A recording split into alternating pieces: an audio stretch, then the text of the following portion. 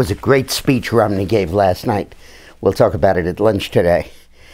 I think there were several really important thrusts to this speech, and it's important to analyze them each because they're really separate. The first was that Romney explained that he understands the problems of the average person. He articulated them in a wonderful way. He articulated them in a sense from the ground level. Not about policy, not about prescriptions, but about waking up in the morning and what you feel and what it's like and all of that. It's the difference between understanding the problems and understanding what it's like. And I think Romney really passed that test, which I think is terribly important. Voters do not resent the fact that he's successful or the fact that he's rich.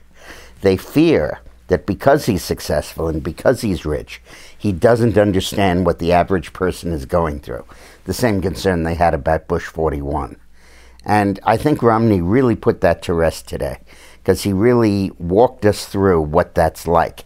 And that, combined with Ann Romney's description of his background and all of that, I think that he was very, very effective. I think, secondly, he really answered the Bain Capital attacks. And if there's been anything that has been holding Romney back from achieving a decisive lead in this election, it's been the Bain Capital attacks.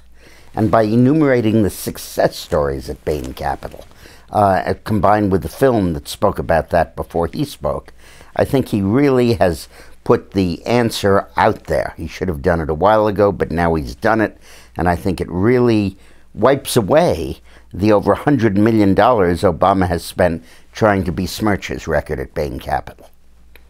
I think the third thing that he did in this speech was he became the candidate of hope. There's liberalism, there's conservatism, there's patriotism, there's the fiscal candidate, the defense candidate, all of that. But ultimately it boils down to who is the candidate of hope. And when he said that we should feel better about Obama now than we did when we voted for him, we should feel vindicated, we should feel that we've done better than we were 4 years ago, I think that he really showed the hope deficit. And his assertions about the chances of change, the chances of a major transformation, the chances of tremendous progress, of unleashing tremendous energy, I think takes this campaign on a territory where Obama cannot possibly compete. He can't make those promises without hearing the snickers from the audience, and maybe even the snickers in his own mind. And I think Romney really became tonight the candidate of hope.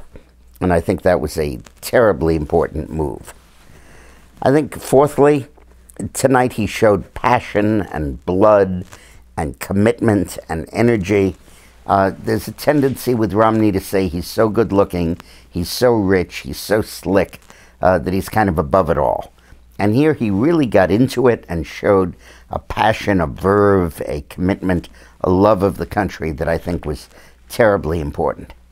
So when you put this together, he makes it very hard for Obama to campaign, because the whole thrust of Obama's campaign is to attack Mitt Romney. The whole thrust of it is to say that, you know I haven't done a great job, and I've had a lot of obstacles that I haven't been able to overcome, but nobody could. Nobody could have done a better job. Pessimism is the bodyguard of liberalism. They get elected, they screw things up, and they say, hey, things could never have been any better. But crucial to that is to besmirch Romney. And it's very hard to do that after he's come across so well and so likably in this speech. Let me say this. I believe that Mitt Romney is as good a communicator as Ronald Reagan. I think he is a better communicator than Bill Clinton. And I believe he is a better communicator than Barack Obama. Obama sort of speaks from Mount Olympus. He speaks about our ideals, he speaks about principles and programs and commitments, but you have to go to Mount Olympus, you have to climb it to be part of him. Romney really, in the way Reagan did, just like Kennedy in a sense, was like that. Lofty, inspiring rhetoric. Reagan wasn't like that. Reagan was like the guy in your living room at your kitchen table explaining stuff to you in a real folksy, normal, not phony way. And I think Romney really is in that Ronald Reagan tradition. I think this speech will give him the lead that he needs. I don't think that the Democrats will be able to take it away. And I'll tell you something else. I think Romney is going to be a great president. Thanks. Now, for the rest of the next week, I'm going to be commenting on the Democratic convention. I don't think I'll be as positive about that one. And during the late night sessions, I'll be online posting my comments. So come on along. This adventure isn't over yet. Thanks.